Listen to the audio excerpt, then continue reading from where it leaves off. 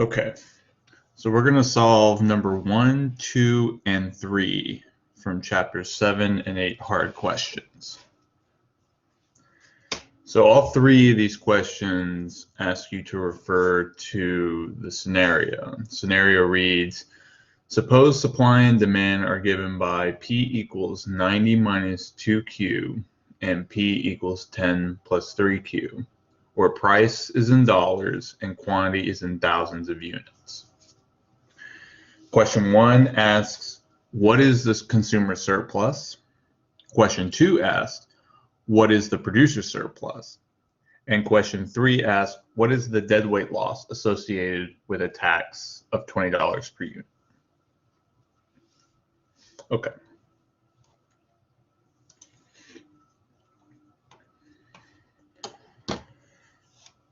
So let's write down the supply and demand curve. Here is demand. Here is supply. So let's visualize what we're trying to quantify here. So we'll start with consumer surplus. So let's draw a graph.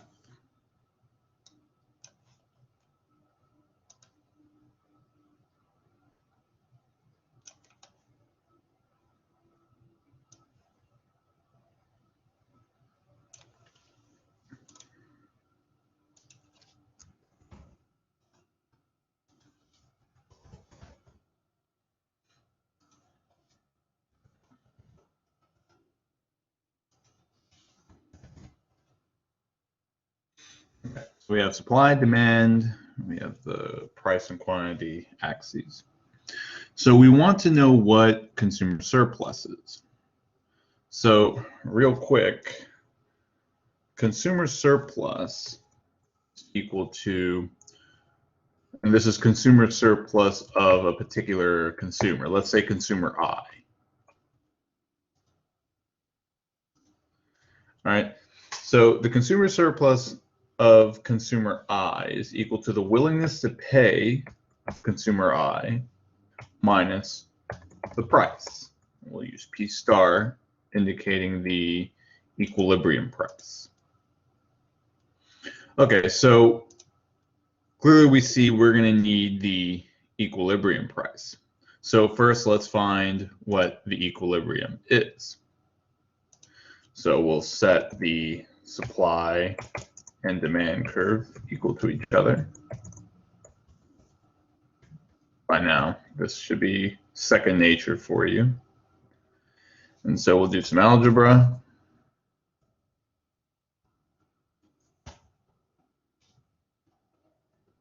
And so Q should equal 16. And then from here, we'll plug it into one of the supply and demand curves. So we can put it in supply. So the price would equal 10 plus 3 times 16,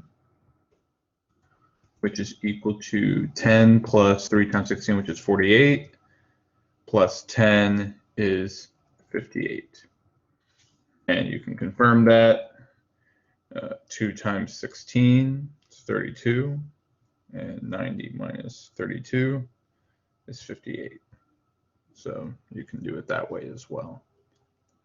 All right, so we have the equilibrium price.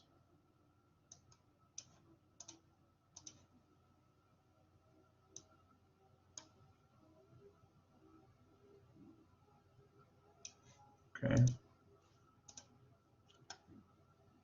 And quantity. So we know the equilibrium price is 8 and quantity is 16. Great.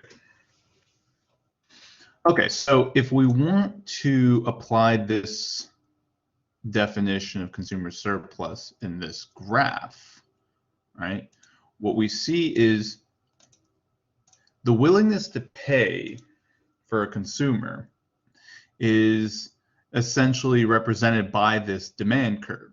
So each point on this demand curve represents a consumer. And if you, take that consumer, so let's say we're here, right? So this consumer that's on this part of the demand curve, right?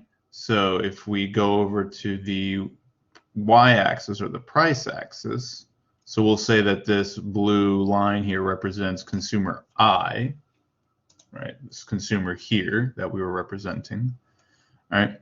So we'll say that this consumer lies on this point of the demand curve, and so this number or value on the price line would represent the willingness to pay for consumer I, right here. And so this consumer surplus is simply this distance, right? So this would be the willingness to pay minus the equilibrium price, right? So this is the consumer surplus for consumer I. Now, any consumer that exists on the demand curve above or on the equilibrium price, where the willingness to pay is equal to 58 or more, right, is in the market for this good. If they're somewhere on this part of the demand curve, which is below the equilibrium price, their willingness to pay is below the market price, and they will not demand the good because they're not willing to pay for it. It will be too expensive for them. The consumer that exists at the equilibrium we call the marginal buyer, and they're essentially right on the cusp of being out of the market, right? So they're the border between those in the market and out of the market, right? And so every consumer that exists on this demand curve above the price, equilibrium price, all the way up to here, the y-intercept where quantity is 0, they're all going to get a good, and they all have some amount of consumer surplus. And as you see, as you go higher on the demand curve, the consumer surplus of the corresponding consumer increases. So all the consumers above consumer I, they have a higher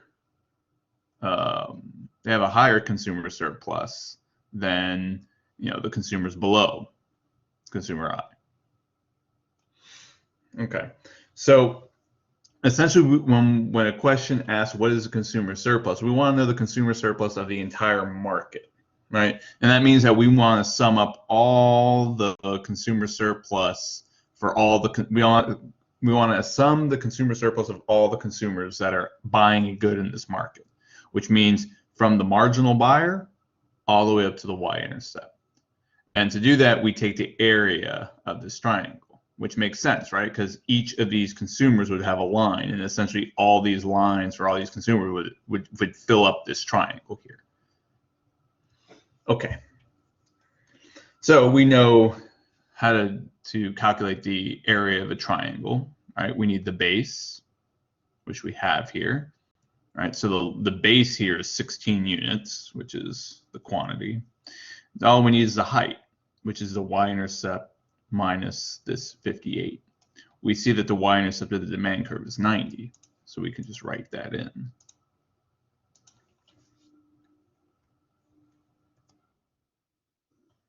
Right, and now we're ready to calculate the consumer surplus. So the consumer surplus for the market, right? So that's different than for consumer I. So don't confuse the two. The consumer surplus for this market is going to be 1/2 times 90 minus 58. Or if we want to be, let's just write down the equation first. So it would be the y-intercept of the demand curve minus the equilibrium price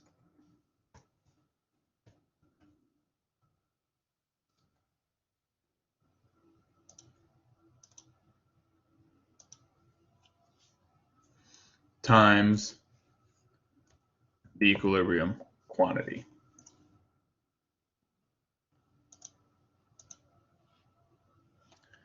And I kind of abused the stars here, but this star is multiplication. This is Q star for the equilibrium quantity, and this is the equilibrium price star.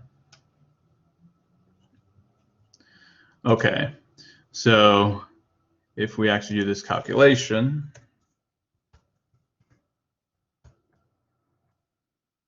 this will be 90, the y-intercept for the demand curve, minus 58, the equilibrium price, times 16, the equilibrium quantity. And if we do this calculation,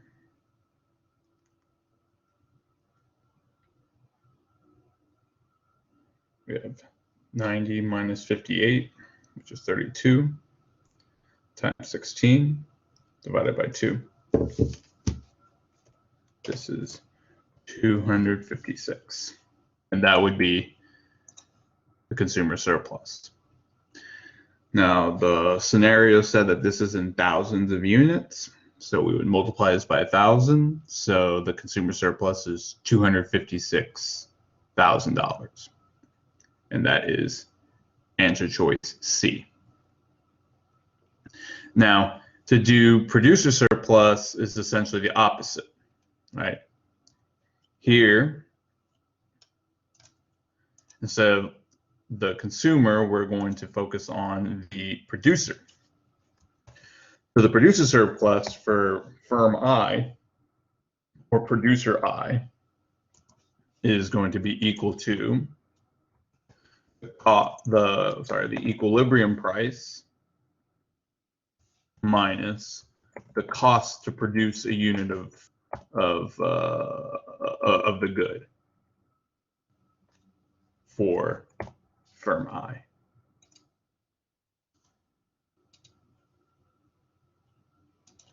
So just like willingness to pay is represented by the demand curve, cost is represented by the supply curve. Right. So the higher the cost for a unit of the good or service produced, the higher you are, or the firm is, on the supply curve. And so if we try to model producer I, so let's say that producer I is on this part of the supply curve down here. So this is producer I. That means that this point on the price axis would represent cost I, where firm I is here. And then if we want to find firm I's producer surplus, you just go vertical to the equilibrium price. And that'll give us this.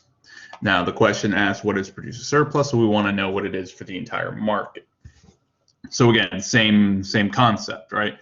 All these firms that exist here on the supply curve are in the market and they're going to produce a good. If they're to the left of firm I, they have a higher producer surplus than firm I, and if they're to the right, they have a lower. And the firm that exists on the equilibrium point is called the marginal seller. And then all these firms here are out of the market, right? The cost is higher than the benefit, so there's no incentive to produce. So to get the market producer surplus, we want to sum up the producer surplus for all the firms in this market. So everyone on this line. So you can imagine there's a bunch of vertical lines here for every single firm that exists on this line. So you just take the area of this triangle here, and that'll give us the producer surplus. Okay. So we'll go over here. So producer surplus will be equal to 1/2 times. So actually, before we do this, we're missing some stuff here, right? If we want the area of this triangle, we have the equilibrium price, we have the quantity, we need this y-intercept, don't we? Just like we need the y-intercept for the demand curve, we're going to need it for the supply curve, and we see that that y-intercept is 10. Okay.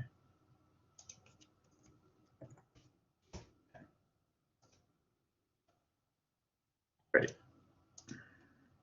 So now we're ready to write the equation for producer surplus. So that's going to be 1/2 times equilibrium price minus the y-intercept of the supply curve minus, or I'm sorry, use close parentheses there, times Q star.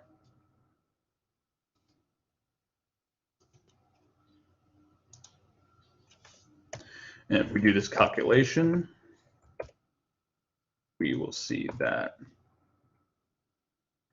price is 58, the equilibrium price, minus 10, the y-intercept, times 16. So we can do this algebra. 58 minus 10 is 48, times 16. 768 divided by 2 is 384.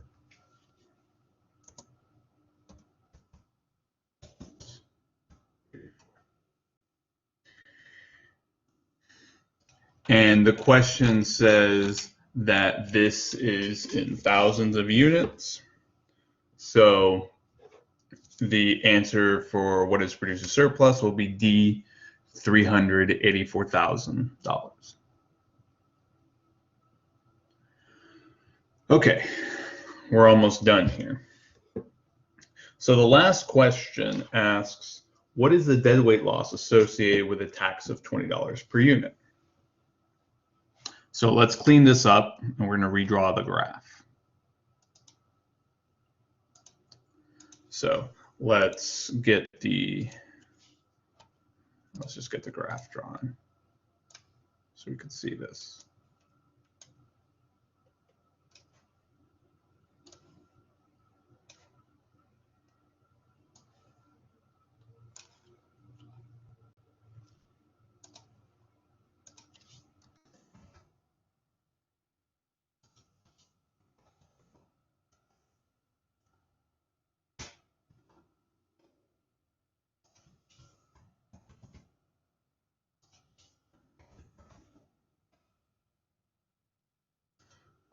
Let's get the supply and demand curves back up here.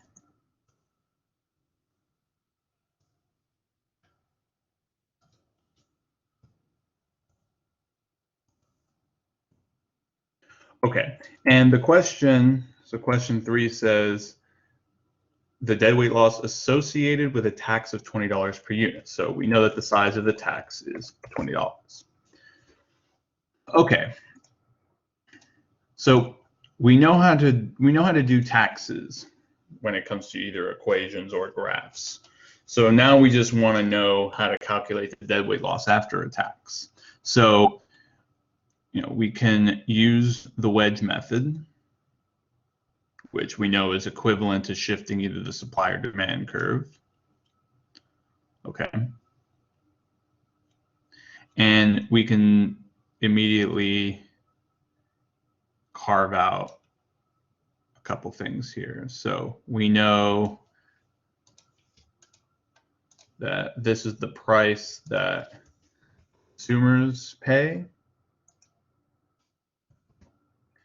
This is revenue per unit.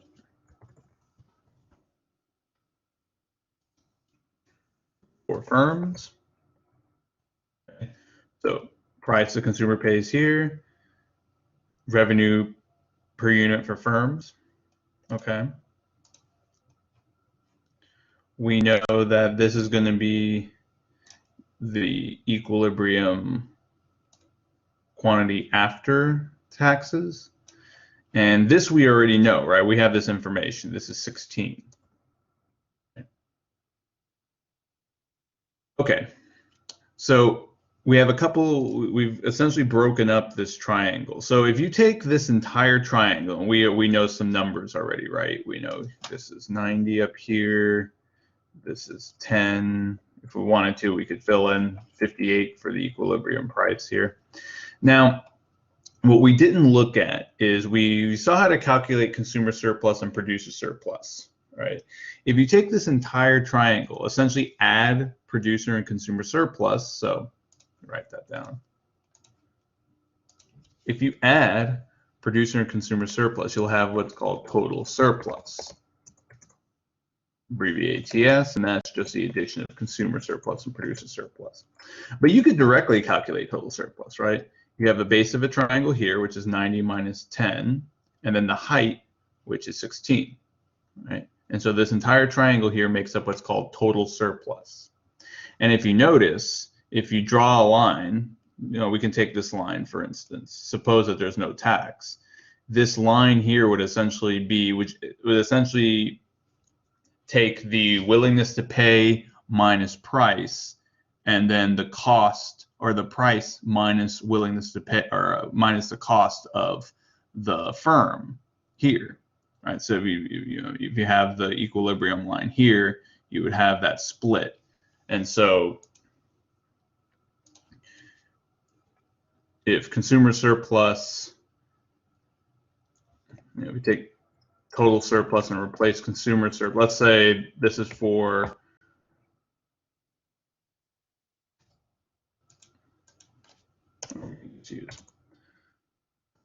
so we remember this willingness to pay minus T star. So that would be the consumer surplus plus price minus cost. And that would be producer surplus, right? And so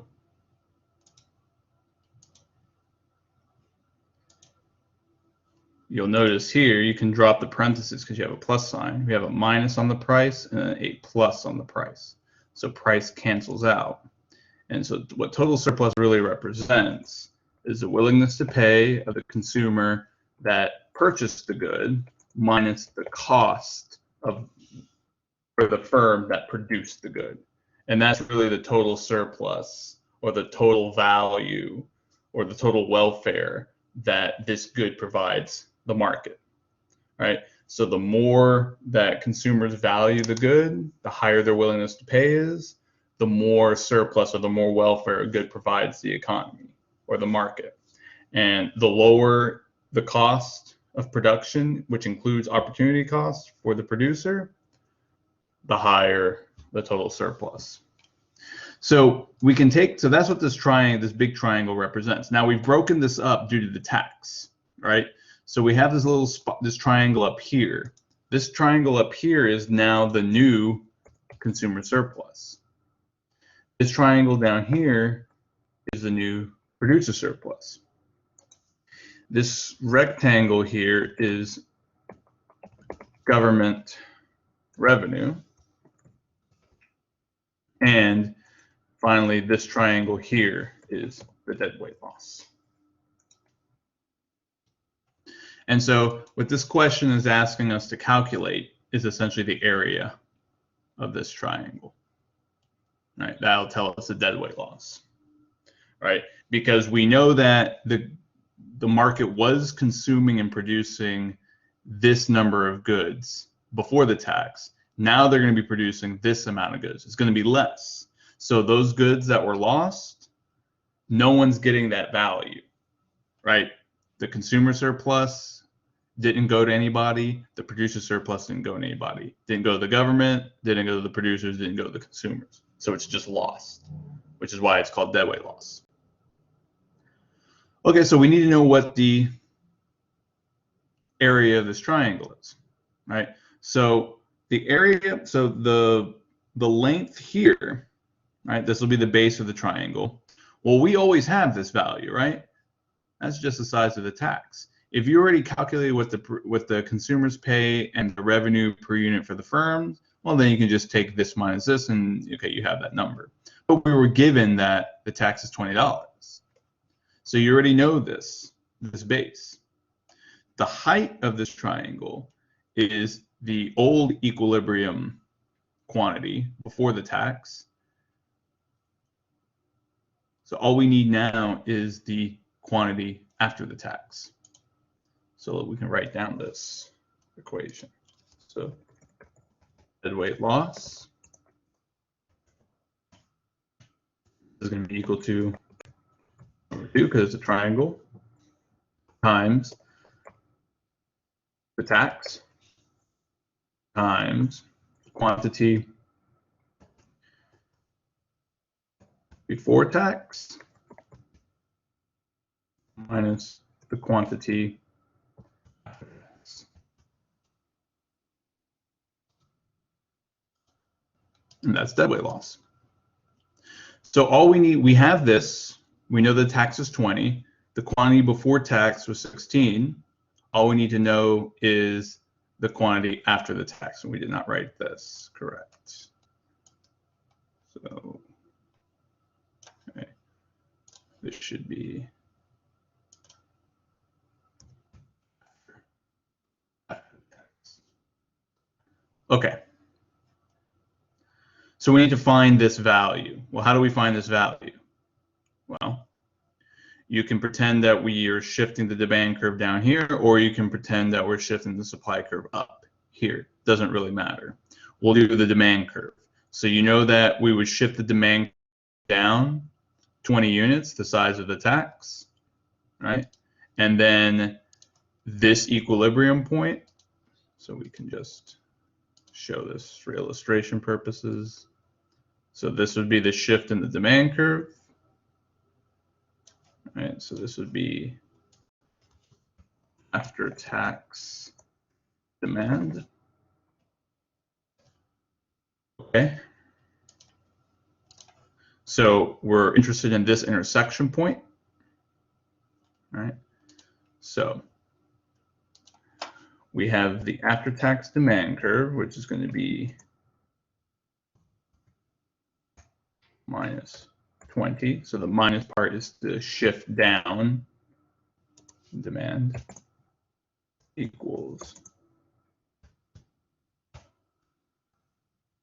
supply.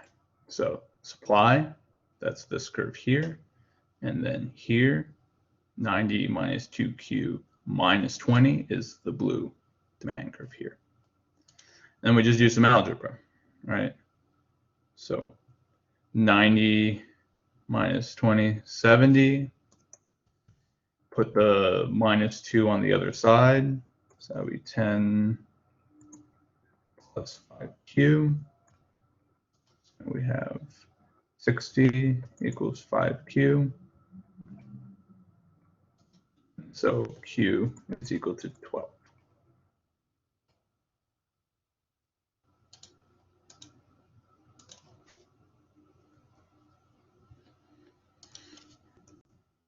Now we got everything we need. So to calculate deadweight loss, this is equal to over 2 times 20, the size of the tax, times quantity before tax, 16, and quantity after tax, which is 12. And so you have 16 minus 12, which is 4, divided by 2, which is 2 times 20 is 40. And this is in thousands of units. So the corresponding to the associated deadweight loss for a tax of 20 units, the $20 per unit, is $40,000. So the answer for number 3 is A.